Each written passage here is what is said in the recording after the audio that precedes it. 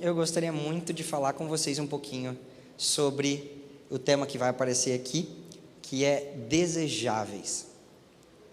E assim, Deus, eu não sei como ou porquê, mas Deus constantemente tem me falado sobre uma mensagem de reconciliação.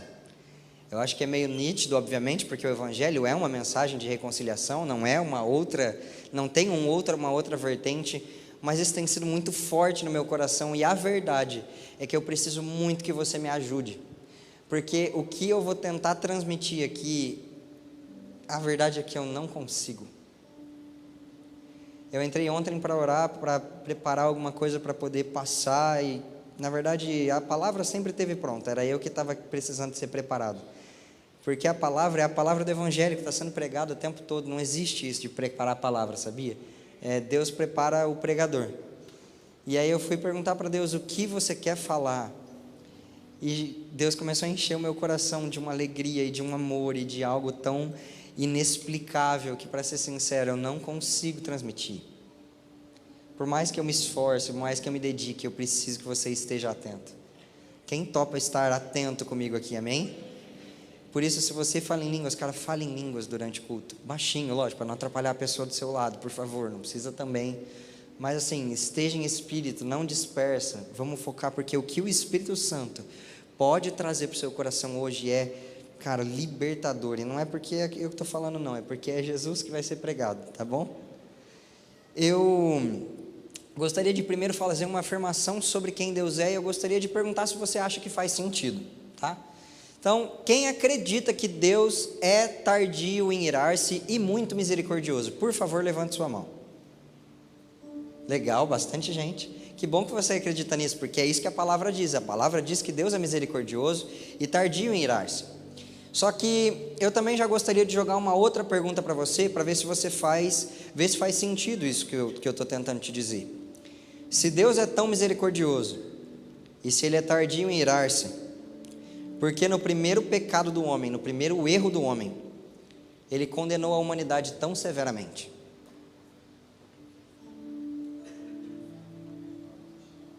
E aí? O homem errou uma vez, comeu um fruto, que isso, nem era para tudo isso, não é? E aí Deus foi lá e castigou a humanidade com tanta severidade. Deus não é tão bom assim. Não é isso que às vezes vem na nossa mente? Sabe por que eu gosto, e descobri recentemente, mas eu gosto dessa pergunta? Porque ela mostra muito onde está o nosso coração. Qual que é o grande contexto?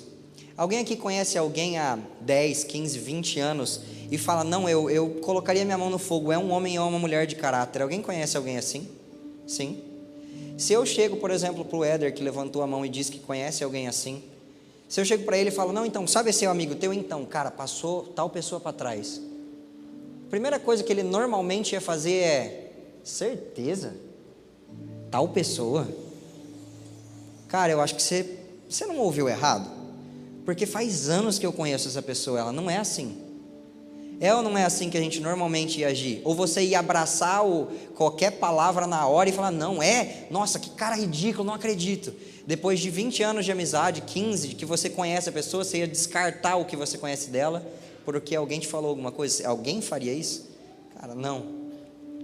O que eu quero dizer é que quantas vezes nós descartamos o caráter de Deus, porque alguma questão colocou a gente em xeque, ou alguma mentira de Satanás tirou o verdadeiro foco de quem Deus era. E aí a verdade é, nós não confiamos tanto assim no caráter de Deus. Quando vem uma questão que abala um pouquinho o que a gente acredita, ao invés da gente acreditar no caráter de Deus e achar que Ele é o justo, o fiel e o que permanece, a gente não, realmente Deus não é tão bonzinho. Deus não é tão misericordioso, Ele se ira bem rápido. Porque o homem pecou e logo no começo Deus já foi lá e cortou e acabou com tudo. E aí Ele não é tão bom assim. Vocês entendem que talvez falta a gente conhecer mais do caráter de Deus e confiar mais em quem Ele é? Eu gostaria muito que você viesse comigo nessa jornada de entrar um pouquinho para dentro do seu interior e vamos falar um pouquinho sobre as Escrituras, porque eu quero falar sobre um Deus que nos deseja. Vamos ver o que realmente aconteceu. A gente vai ler bastante essa pregação, mas eu quero que você tenha bastante em mente tudo que realmente a gente vai descrever aqui, como foi, como vai ser, o que Jesus realmente fez. Vamos lá. Gênesis 2,16 diz assim, vai aparecer aqui atrás para você poder ler, ou se você quiser você pode abrir também, tá? Diz assim: o Senhor Deus ordenou ao homem: coma livremente de qualquer árvore do jardim, mas não coma da árvore do conhecimento do bem e do mal, porque no dia em que dela comer, certamente morrerá. Certamente. Essa afirmação é uma afirmação muito interessante, porque eu, como homem, pouca coisa posso dar certeza. Uma das coisas que eu imagino que vai acontecer com certeza é que amanhã deve nascer o sol normalmente. Se não acabar o mundo entre hoje e amanhã nasce o sol de novo. Todo mundo tem certeza disso? Então eu acho que eu posso dizer que certamente amanhã nasce o sol de novo, certo? Só que quais variáveis eu controlo para o nascimento do sol? Nenhuma. Eu só acredito que vai acontecer. Agora, quando Deus diz algo, não, certamente vai acontecer, quais variáveis Ele controla? Todas. Se Deus diz que certamente algo vai acontecer, fica tranquilo. Certamente vai acontecer, não tem como. Não existe nenhuma variável que vai fugir do poder dele, ou que vai ultrapassar o poder dele, ou alguma coisa que ele não tinha pensado, que simplesmente vai acontecer. Não, certamente vai acontecer. Comeu do fruto, morreu. Certo? Isso está escrito. Só que vamos ver o que realmente aconteceu? Porque em Gênesis 3 aconteceu o seguinte. Ora, deixa eu ver se apareceu, porque senão eu atropelo as coisas, né? Gênesis 3, muito obrigado. Diz assim: ora, a serpente era o mais astuto de todos os animais selvagens que o Senhor Deus tinha feito. E ela perguntou à mulher: foi isso mesmo que Deus disse? Não comam de nenhum fruto do jardim? Foi isso mesmo, gente? Não. A gente acabou de ler que não foi. Deus disse: comam livremente de todos os frutos, só não comam do fruto do bem e do mal. Foi ou não foi? Então a serpente ela começa o discurso dela em mentira. Ela começa o discurso dela colocando o caráter de Deus em xeque. É isso mesmo? Deus te colocou num jardim cheio de árvores frondosas, cheio de comida, e disse para você não comer nada? Quem que faz isso, por favor? Já teve alguma visita que foi na sua casa, você preparou uma mesa e falou para ela: senta, mas não come nada? Você entende que isso é uma deformidade de caráter? E o que a serpente estava tentando fazer era distorcer o caráter de Deus. Não era sobre a fruta, tanto faz fruta, era sobre o caráter de Deus. Quem que faz isso? Quem é maldoso a esse ponto? Aí ela chega com essa mentira, mas a mulher já sabia e falou: não, nós podemos comer dos frutos das árvores do jardim, mas Deus disse: não comam da árvore que está no meio do jardim, nem toquem nele, do contrário vocês morrerão. Até aí não está tão errado, tá ok. Não falou sobre tocar, disse que não podia comer, mas tá bom, pode ser não tocar também. Disse a serpente à mulher: certamente não morrerão. O que, gente? Certamente. Não é? Certamente. Por favor, se você vai começar um investimento, e aí você tem de um lado um empresário consolidado, há anos no mercado, tem uma empresa grande, que cresce, que avança, que tem um rendimento consolidado, legal. Do outro lado você tem uma pessoa que é um bom trabalhador, mas sempre foi funcionário, nunca empreendeu. Quem você pega conselho? Ô galera, boa noite. Vamos lá. Tá cedo, agora é 7h20. Não é para estar com sono. De quem você pega? Do funcionário ou do empresário? Alguém tem uma atitude diferente? Cara, não. Pelo simples motivo de que o empresário tem muito maior propriedade no que ele está falando, e é muito mais confiável a palavra dele do que a do funcionário. O funcionário é menos capaz? Não, só que ele nunca empreendeu. Agora, a serpente que começa o discurso mentindo, com qual certamente você quer ficar? O certamente morrerá? Ou o certamente não morrerá? Porque ela disse que certamente não ia morrer. E olha, assim, particularmente, eu acho que isso aí é migué. Eu não ia seguir um conselho desse. Só que aí a mulher, tomada pelo seu coração, e não porque é mulher, é porque o coração do homem é ruim mesmo, ela olhou para isso e disse o seguinte: eu vou achar, pera. Certamente não morrerão, disse a serpente. Deus sabe que no dia em que dele comer, dele o fruto, seus olhos se abrirão e seus olhos se abrirão e vocês, como Deus, serão conhecedores do bem e do mal. Quando a mulher viu que a árvore parecia agradável ao paladar, era atraente aos olhos e, além disso, desejável para dela obter discernimento, tomou o seu fruto e comeu, e deu ao seu marido, que comeu também. Os olhos dos dois se abriram e perceberam que estavam nus. Então juntaram folhas de figueira para cobrir-se. Ouvindo o homem e sua mulher os passos do Senhor, que andava pelo jardim quando soprava a brisa do dia, esconderam-se da presença do Senhor Deus entre as árvores do jardim. O que eles fizeram? Esconderam-se. Eu quero que você fixe isso muito forte. Esconderam-se. E aí então Deus chega e pergunta, Deus chegou e chamou o homem e perguntou: onde você está? Talvez você já tenha ouvido falar disso, mas assim, Deus não estava brincando com o homem. Pela primeira vez, a sua criação perfeita, o ápice da sua criação, o apogeu da sua criação, tinha caído em pecado. Tinha decidido não confiar no caráter do Deus criador e amoroso que tinha guiado eles até ali e tinha escolhido seguir os seus próprios caminhos ouvindo a serpente, que é o inimigo e tudo mais. Então Deus não estava tipo, ai Adão, cadê você? Não estava. Deus estava entristecido. Mas Deus também não estava em dúvida. Nossa, cadê Adão?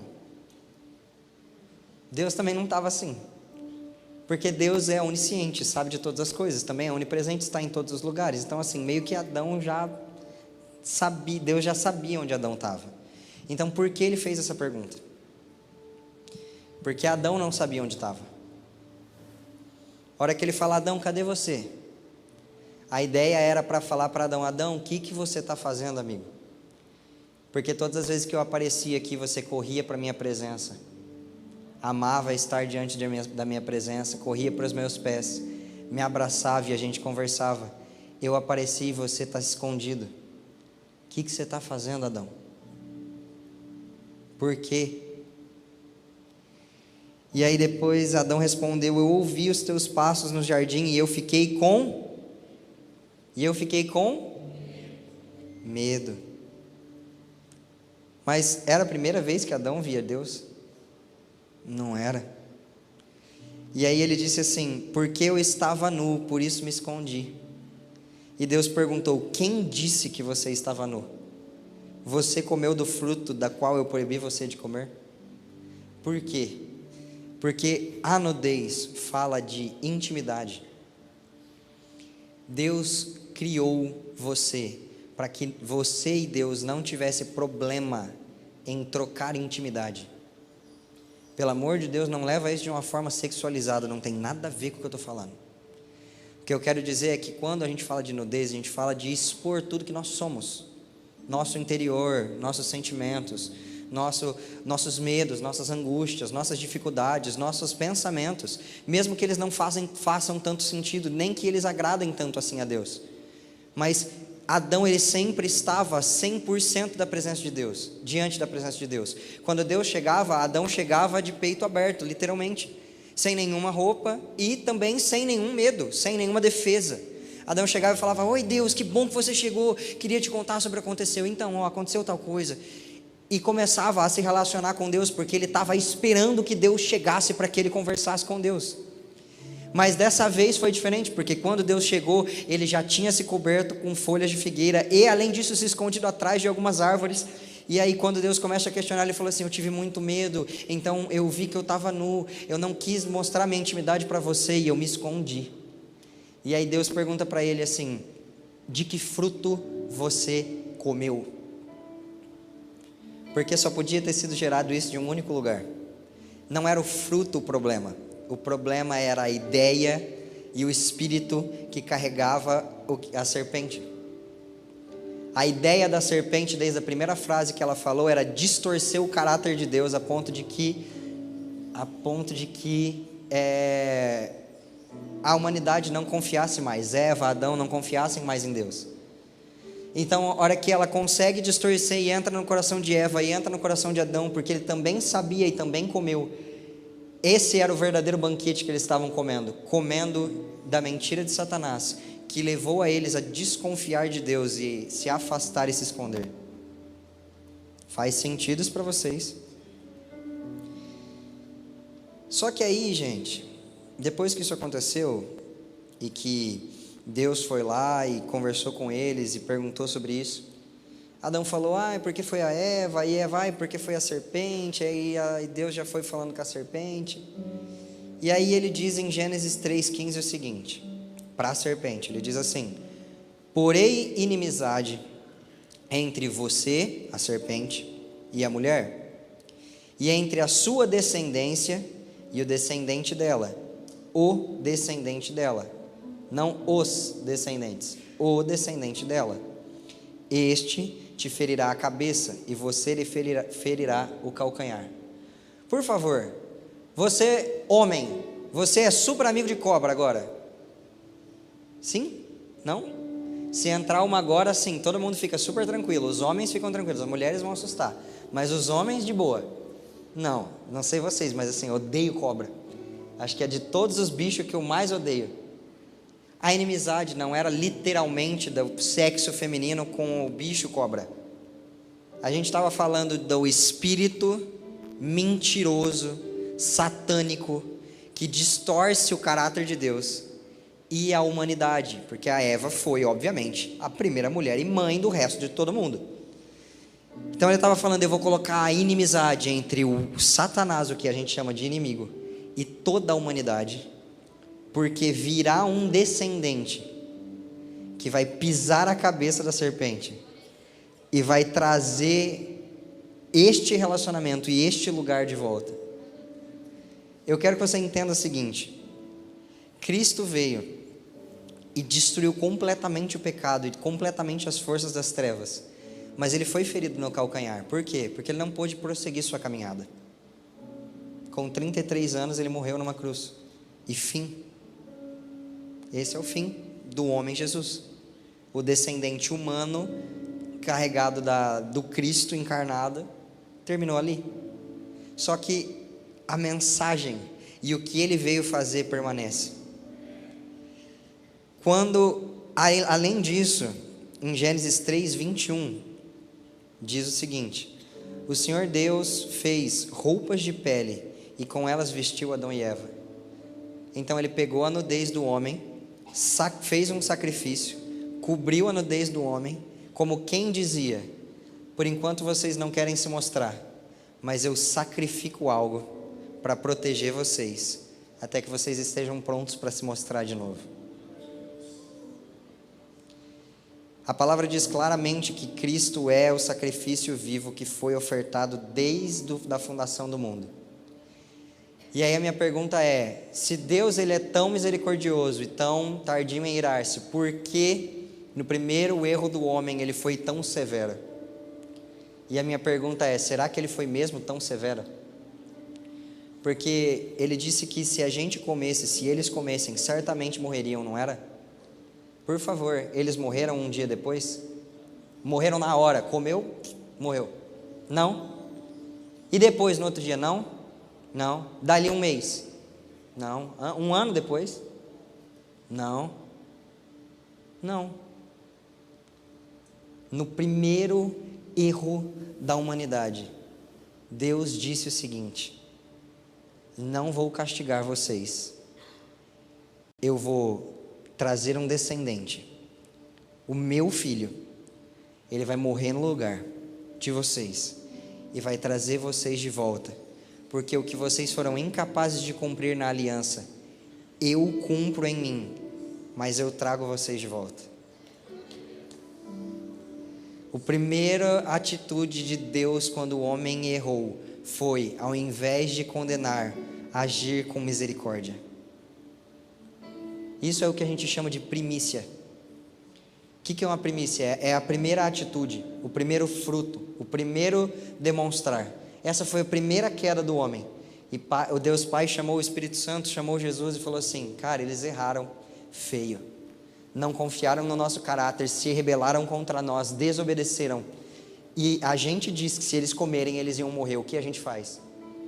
Juntaram os três e decidiram: não. Jesus falou: eu vou. Eu pago o preço. Eu me ofereço. Mas não mata eles não. Mata eu. Eu cumpro em mim o que eles não cumpriram. Eu faço em mim o que eles não fizeram. Mas não deixa eles sumirem agora. Cadê o Lucas Correia, cara? Vambora, cara. Jesus é espetacular. E aí, como se não bastasse, eu gostaria de continuar lendo para você, porque assim, a gente não entende o que a cruz de Jesus fez por nós. E a gente vive como escravo porque a gente não entende a cruz de Cristo. E a gente não confia no caráter de Deus. É por isso que a gente vive com medo e vive seguindo decisões tolas, cara. Deus conduz a gente para um novo lugar. Vamos supor, Deus te chama para um grande desafio. Recentemente Deus me chamou para um desafio.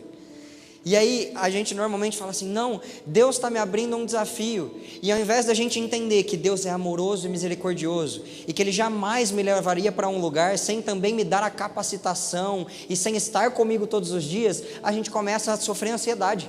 Não, porque está sendo muito difícil, Deus me propôs que eu fizesse isso e aquilo, porque Deus me colocou em tal lugar.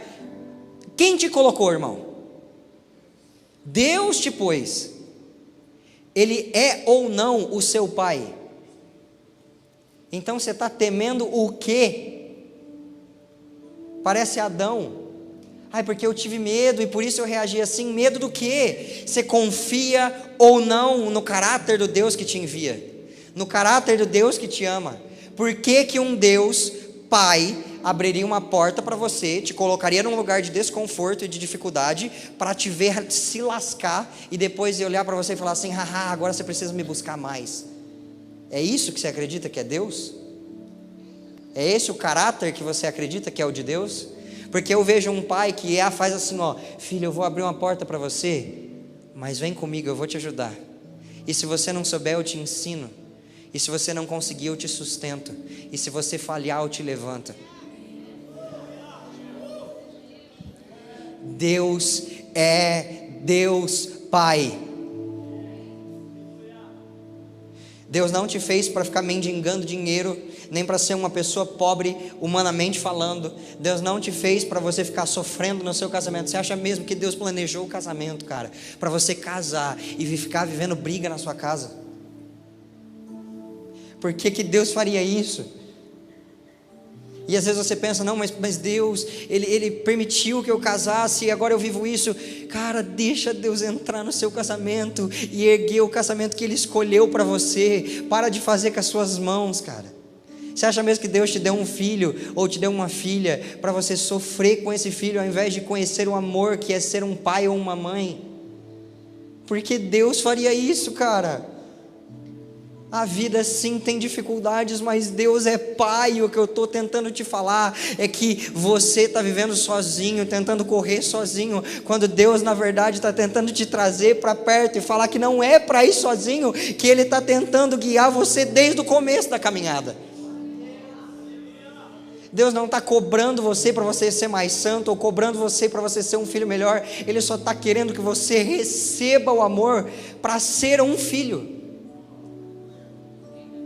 Mas a gente acha que se a gente vier para Deus, Ele vai tomar tudo de nós, Ele vai pedir tudo de nós, Ele vai condenar tudo de nós, porque a gente acha que Deus é um homem alto, sentado no trono, velhão, com barba branca, esperando você dar uma vacilada para Ele vir e chulapar você. Mas não é verdade. Deus não faz isso. Deus não é assim. Obrigado, porque Deus não é assim. Porque se Ele fosse, eu estava no inferno há muito tempo. Há muito tempo, não ia ser um ano atrás, não, há muito tempo. Vamos continuar lendo, e a gente vai ler alguns textos um pouquinho maiores, mas, cara, vem comigo, por favor. João 3,16. Alguém conhece esse texto? João 3,16, só o texto mais importante da Bíblia, literalmente. Diz assim: porque Deus tanto amou o mundo. Deus o quê? Tanto o quê? Que deu seu Filho único, para que todo aquele que nele crer não pereça. O que ia acontecer com quem comesse o fruto da desobediência e do pecado? E que agora o que acontece? Todo aquele que nele crê não morre. Não morre, mas tem vida eterna, pois Deus enviou o seu Filho ao mundo, essa é importante, não para condenar, cara, não para condenar o mundo, mas para que esse fosse salvo por meio dele. Eu gostaria de ler com vocês Isaías 9 e depois Isaías 53, que vai falar um pouquinho sobre isso. E de verdade eu não consigo expressar o que Jesus quer fazer aqui, cara. Eu não consigo, porque eu posso explicar para você, mas se o Espírito Santo não tocar o seu interior, para você começar a derrubar as suas defesas, não vai rolar. Vamos lá. Eu era esse povo, você era esse povo, porque em Isaías 9 diz o seguinte: o povo que caminhava em trevas viu uma grande luz, sobre os que viviam na terra da sombra da morte raiou uma luz. Fizeste crescer a nação e aumentaste a sua alegria. Eles se alegraram diante de ti como os que se regozijam na colheita, como os que exultam quando dividem os bens tomados na batalha. Ou seja, como quem ganhou muito. Uma pessoa que trabalha no agro, quando ela faz uma colheita enorme, ficou rica, está rica, ganhou muito. Uma pessoa que foi para uma batalha e venceu a batalha, né, na guerra, ganhou todos os despojos do inimigo, ficou rico. Como quem ganhou muito, o povo se alegrava. Pois tu destruíste o jugo que os oprimia, a canga que estava sobre os seus ombros, a vara do castigo do seu opressor, como no dia da derrota de Midian. Que isso significa? Vou te falar.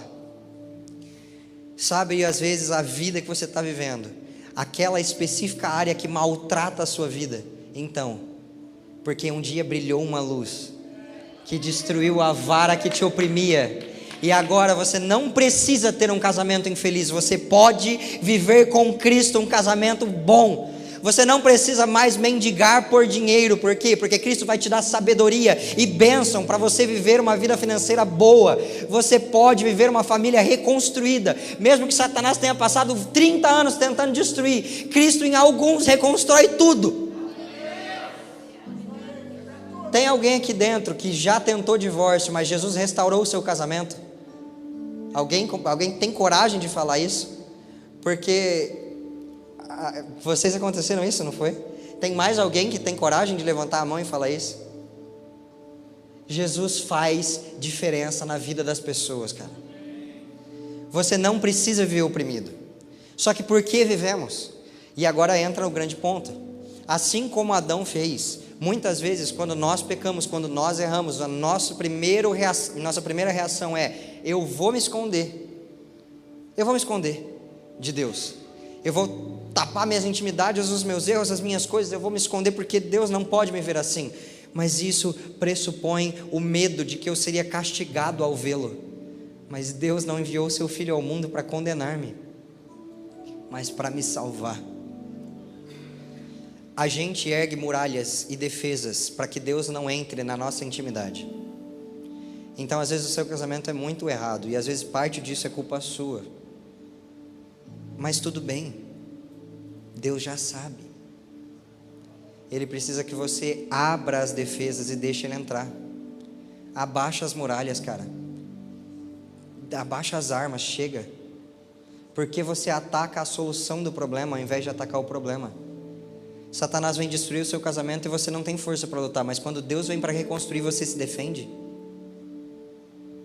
Satanás vem destruir sua casa, vem destruir suas finanças, vem destruir sua saúde, e aí você não tem força para lutar, mas quando Deus vem para restaurar, você se defende.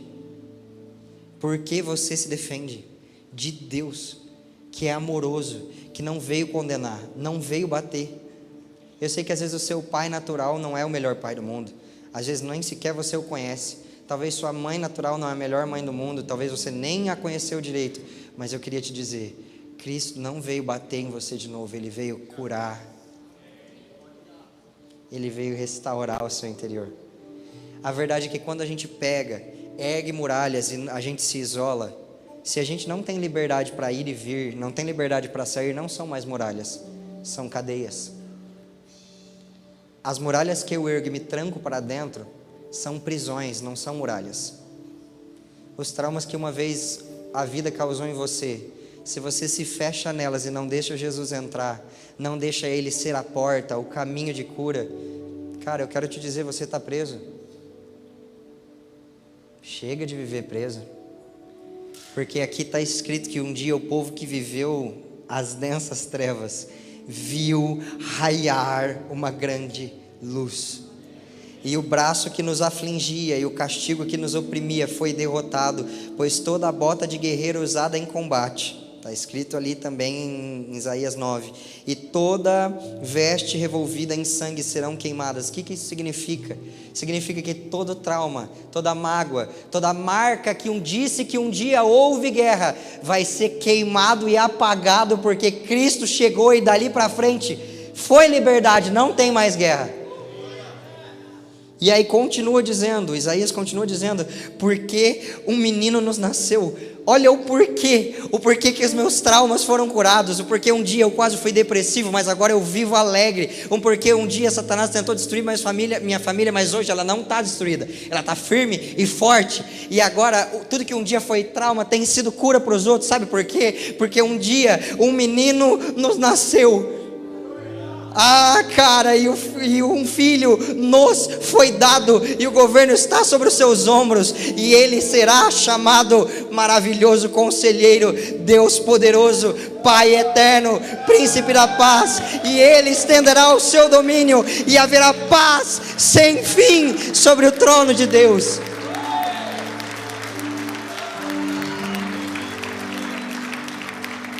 O Juscelio estava certo, cara.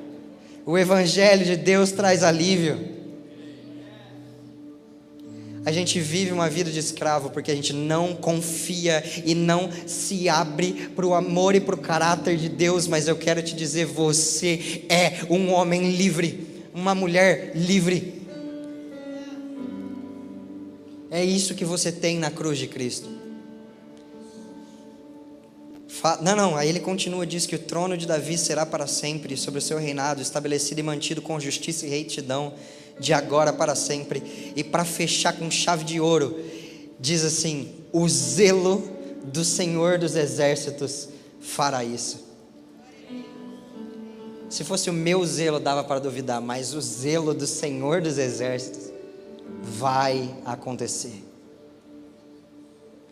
Sabe a área que você está cativo então? Você vai ser liberto. E não é palavra coach não, velho. É o Evangelho. Só que tem uma grande diferença. Se você quiser ser liberto, vai ter que sair de trás da moita. Vai ter que tirar as plantinhas que estão te tapando, abaixar as defesas. E quando Jesus vier, você vai ter que abaixar a espada, o escudo e falar assim, tá? Eu me rendo. Pode fazer. E a gente vem aqui no louvor, levanta as mãos e acha que é para ficar bonito na foto. Não é.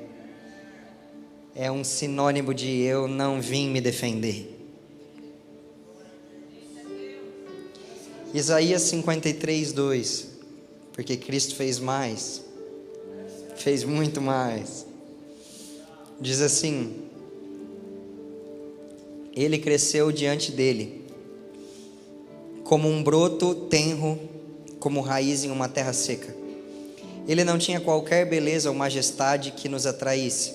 Nada havia em sua aparência para o desejarmos, para que o desejássemos. Foi desprezado e rejeitado pelos homens, um homem de dores, experimentado no sofrimento. Como alguém de quem os homens fazem o quê? Como alguém de quem os homens escondem o rosto. Desde lá do Éden e até quando ele estava sendo crucificado, os homens escondiam o rosto dele. Ele foi desprezado e nós não o tínhamos em estima.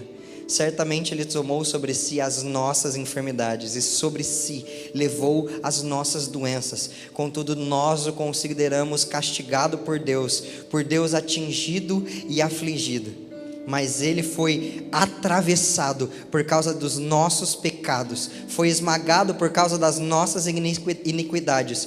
O castigo que nos trouxe a paz estava sobre ele, e pelas suas feridas fomos curados. Todos nós, como ovelhas, nos desviamos, cada um de nós voltou para o seu próprio caminho. Quem aqui já seguiu o seu próprio caminho? Eu já segui meu próprio caminho. Só me lasquei. Nossa, só deu ruim. Mas deu muito ruim. Mas aí um dia Jesus decidiu que eu devia voltar para o caminho e que eu deveria amá-lo e que eu deveria conhecê-lo e como ele tem cuidado de mim. Cada um de nós seguiu o seu próprio caminho e o Senhor fez cair sobre ele a iniquidade de todos nós. Ele foi oprimido e afligido, contudo não abriu a boca. Como um cordeiro foi levado para o matadouro, e como uma ovelha diante dos seus tosqueadores fica calada, ele não abriu a sua boca. Com julgamento opressivo ele foi levado. E quem pode falar dos seus? Quem? Lembra aqui que tinha sido prometido lá no primeiro erro do homem? Eu vou colocar, serpente, um inimigo, você e o seu descendente serão inimigos para sempre do descendente da mulher. E esse cara, Jesus, ele veio e extirpou a serpente de uma vez por todas. E nós que somos filhos adotivos, descendentes do Pai, nós recebemos toda a herança sem ter feito nada. E aí ele fala claramente que, eu tenho que achar, porque é muito texto e eu me perdi. Quem pode falar dos seus descendentes? Ou seja, quem mais atribui culpa a eles? Quem mais os condena? Se é Cristo que os justifica, não é isso que está escrito em Romanos 8? Pois ele foi humilhado na terra dos viventes. Por causa da transgressão do seu povo, ele foi golpeado. Foi-lhe dado um túmulo com os ímpios e com os ricos em sua morte, embora não tivesse cometido nenhuma violência, nem houvesse nenhuma mentira em sua boca. Contudo, foi da vontade do Senhor esmagá-lo e fazê-lo sofrer. Embora o Senhor tenha feito da vida dele uma oferta pela culpa, ele verá sua prole, sua descendência, e prolongará os seus dias, e a vontade do Senhor prosperará em sua mão. Depois do sofrimento de sua alma, ele verá a luz, ficará satisfeito, pois pelo seu conhecimento, meu servo justo justificará a muitos e levará a iniquidade deles. Por isso, eu lhe darei uma porção dentre os grandes, e ele dividirá os despojos com os fortes. Portanto, ele derramou sua vida até a morte, e foi contado como os transgressores, pois ele levou o pecado de muitos, e pelos transgressores, pelos pecadores, intercedeu. Porque ele verá o fruto do seu penoso trabalho, e se alegrará. Se você está aqui hoje, é porque Jesus morreu por você, e você faz parte do penoso trabalho que ele sofreu, e você faz parte agora da alegria dele. Por quê? Porque você tem ouvido o Evangelho, e o Evangelho tem te tocado.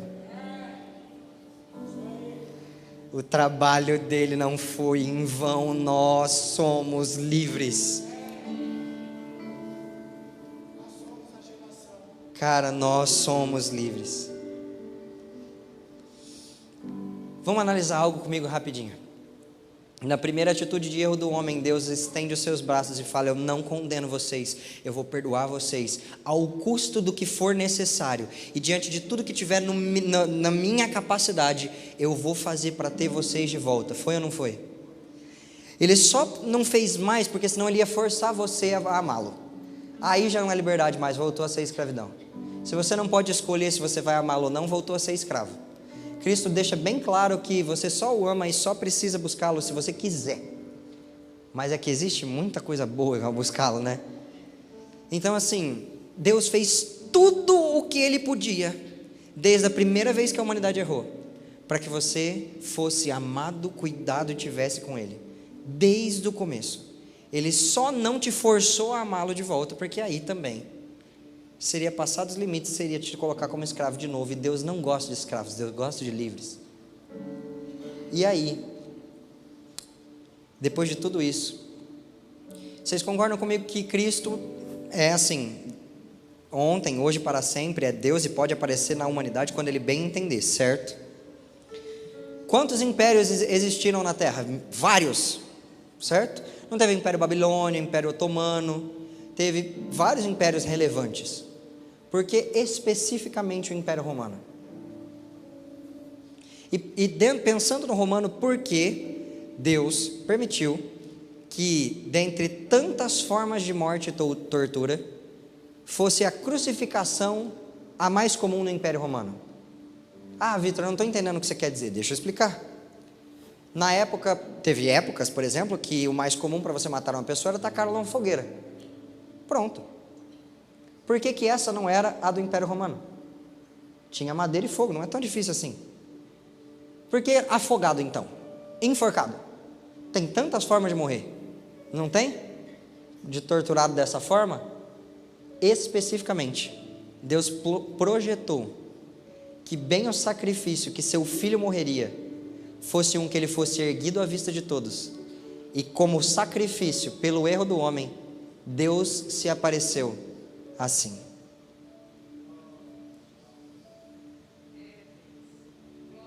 Você errou? Falhou?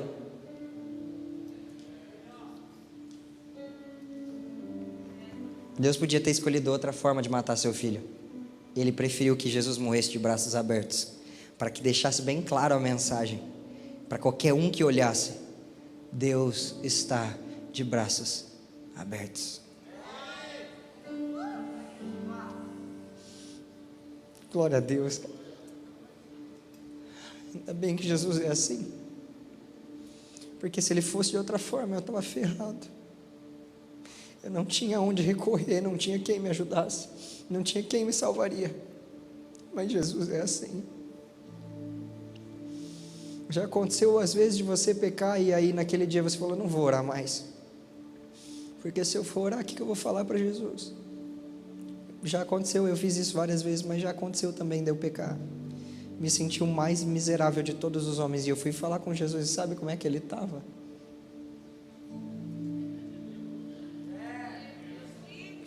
Ele estava assim. Ele amou Ele amou o meu fraco desejo, a minha fraca vontade, o meu fraco louvor. Mas na hora que eu abri e falei: Deus me perdoa, eu devia ter te amado mais. Ele falou: eu te dou o amor, eu te dou o perdão, só não vai embora.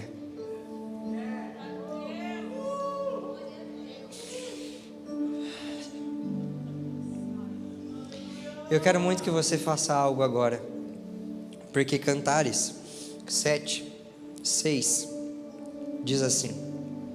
Cantares é um livro que a gente despreza muito na Bíblia, porque como muitos outros livros e como muitas coisas da Bíblia a gente entende bem pouquinho. Cantares é um livro que o povo judeu e o povo de Israel valoriza muito. Ele está dentro de um dos conjuntos da lei que eles consideram como livros de sabedoria, chamado Megliot, ou alguma coisa nesse sentido, porque eu não sei falar hebraico, mas vamos em Megliot, está tudo certo. Esses livros são falados, né, e são lidos durante as festas especiais de Israel, e o livro especial de Cantares é lido na Páscoa. Sabe a Páscoa? Em que o povo estava no pecado e no deserto e como escravo, E então um cordeiro é morto, eles são libertos e levados a uma terra de vitória e justiça, porque agora eles são livres. Sabe essa Páscoa? Então, esse livro é considerado pelo povo judeu como além do que é historicamente uma carta do rei Salomão para uma sulamita, ele também é um livro que o povo judeu considera uma carta de amor a Deus ao seu povo. E Deus diz ao seu povo em Cantares 7:6: como você é linda, como você me agrada, o amor e suas delícias, falando Deus à sua noiva. E em Cantares 7:10 a noiva responde: eu pertenço ao meu amado e ele me deseja. Eu quero, por favor, que você levante a sua mão, fique com a sua mão levantada, e eu quero que você repita: eu sou muito desejada. Não abaixa. Eu sou muito desejada. Muito, muito, muito, muito, muito, muito. Eu sou muito desejado. Você é muito desejado. Deus fez o que Ele podia para você não ir embora. Você é muito desejado. Você não sabe o quanto Cristo espera um momento de secreto com você. Você não faz a menor ideia de quantas as vezes Jesus chegou no seu quarto, sentou na sua cama e você não foi orar, mas Ele ficou lá. Você não faz ideia quantas vezes o Espírito Santo bateu na sua porta e falou: não peca de novo, eu tenho mais para você.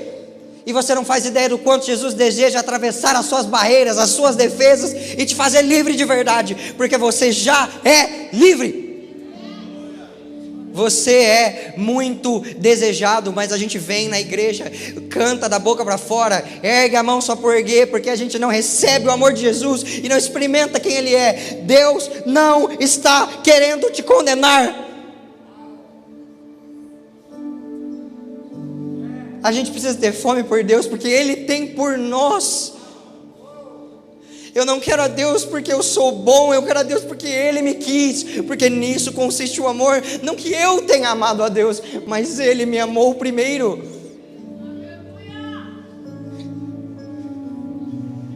O tanto que o Espírito Santo quer encher esse lugar, e o tanto que o Espírito Santo quer tocar você. Ah, cara, você que veio hoje aqui pela primeira vez, não sabe nem meu nome. Você que, sei lá, estava 1 hora atrás em prostituição, usando droga, sei lá, brigando com a sua esposa. Você, Deus quer você.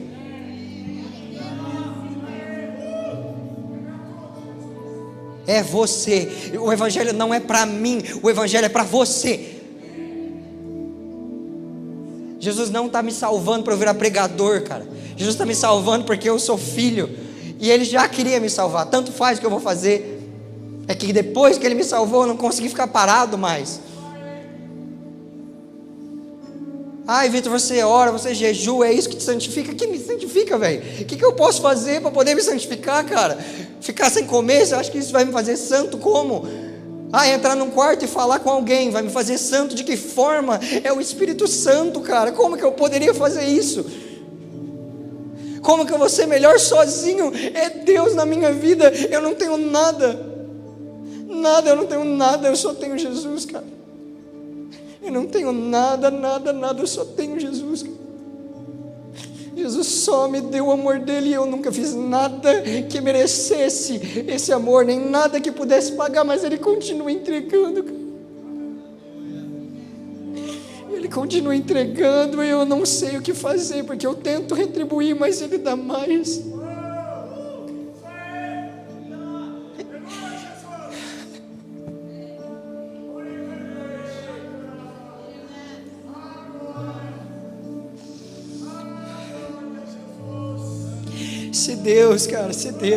Se eu gastasse a minha vida para Deus, cara, ia faltar umas 1000 vidas para eu tentar chegar perto de pagar o que Ele fez por mim.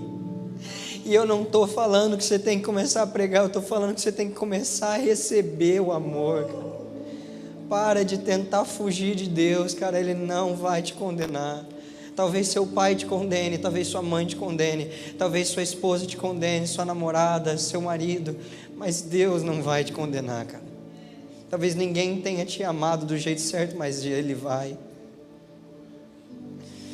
Minha mãe engravidou quando ela tinha 16 anos, meu pai tinha 18, eles não eram casados. Eu era um filho bastardo, nasci fora de um relacionamento que não fui planejado. Mas meus pais me quiseram depois que descobriram que eu estava lá. Mas sabe quem sempre me quis?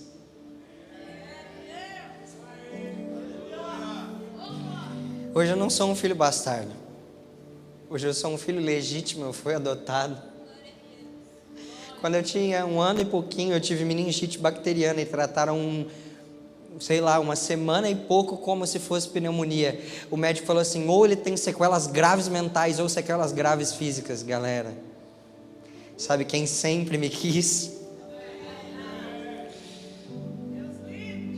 Deus tem uma história para você e ela é depois do seu trauma, depois do seu erro, depois da sua falha. Chega, cara. Para de se esconder. O que faz você se esconder é você achar e acreditar na mentira da serpente. Chega, a mentira foi por terra, porque conhecereis a verdade e a verdade vos libertará. A verdade morreu numa cruz 2000 anos atrás, está na hora de conhecê-lo. Você é muito desejado. Eu gostaria de pedir que você ficasse de pé. E eu verdadeiramente espero que você saia daqui recebendo integralmente o amor de Deus hoje.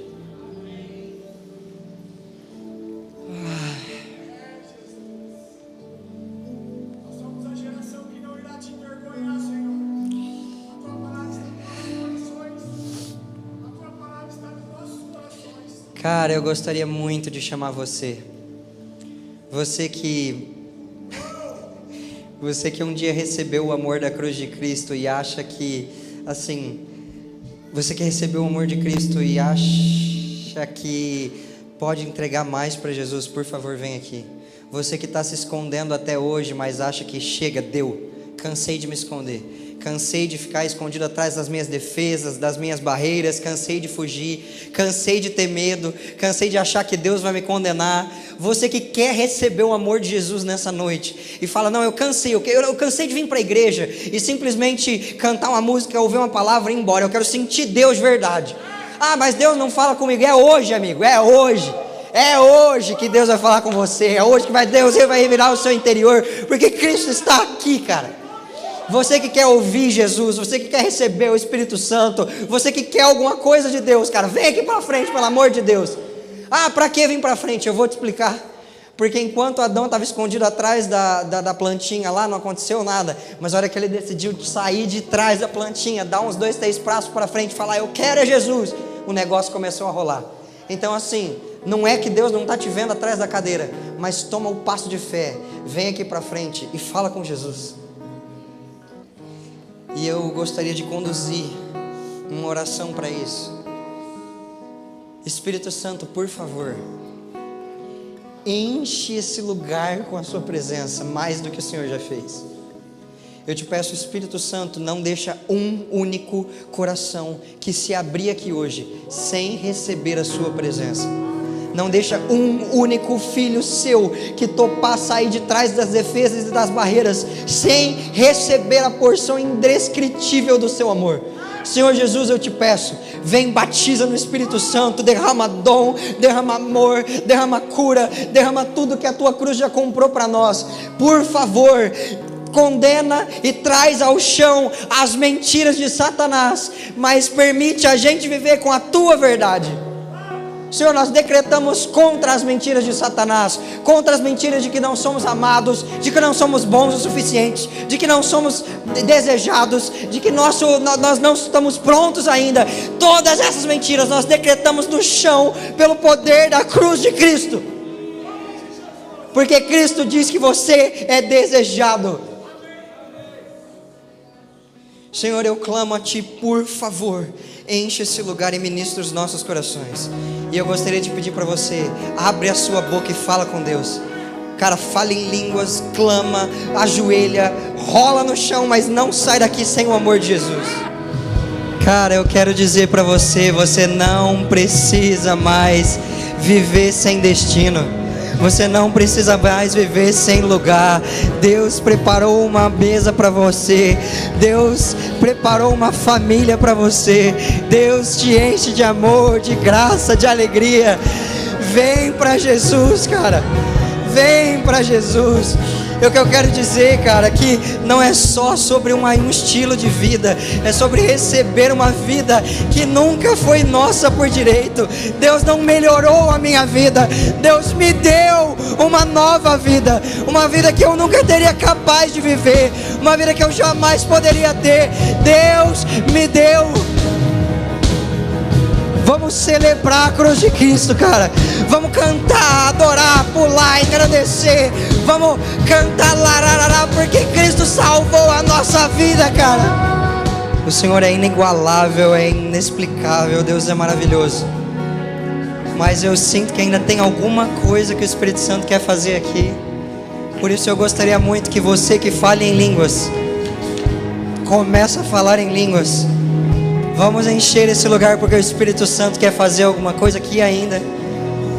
Vamos lá, vamos lá, vamos lá. Você que não fala, vai adorando a Deus com as suas palavras mesmo, não tem problema. Vamos juntos.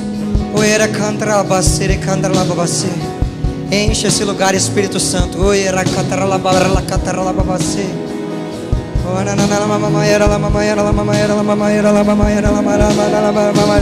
Eu sinto que o Espírito Santo de Deus hoje ele quer. A palavra que veio na minha mente, que veio ao meu coração é selar contratos de adoção. E eu gostaria de saber, você que não se sente filho de Deus e não se sente ainda perfeitamente amado por amor dele, eu gostaria que todos fechassem os olhos para que não houvesse constrangimento. E eu gostaria que você levantasse a sua mão e falasse: Deus, sela o meu contrato de adoção. Você pode fazer isso? Deus, sela o meu contrato de adoção. Deus, sela o meu contrato de adoção. Fala, você pode falar isso? Deus, sela o meu contrato de adoção. Deus, sela o meu contrato de adoção. Deus quer te dar identidade de filho hoje, cara. Chega de órfãos, chega de gente que se esconde. Deus quer um povo para si. Uma salva de palmas a Jesus, o soberano Rei de todas as coisas. Maravilhoso conselheiro.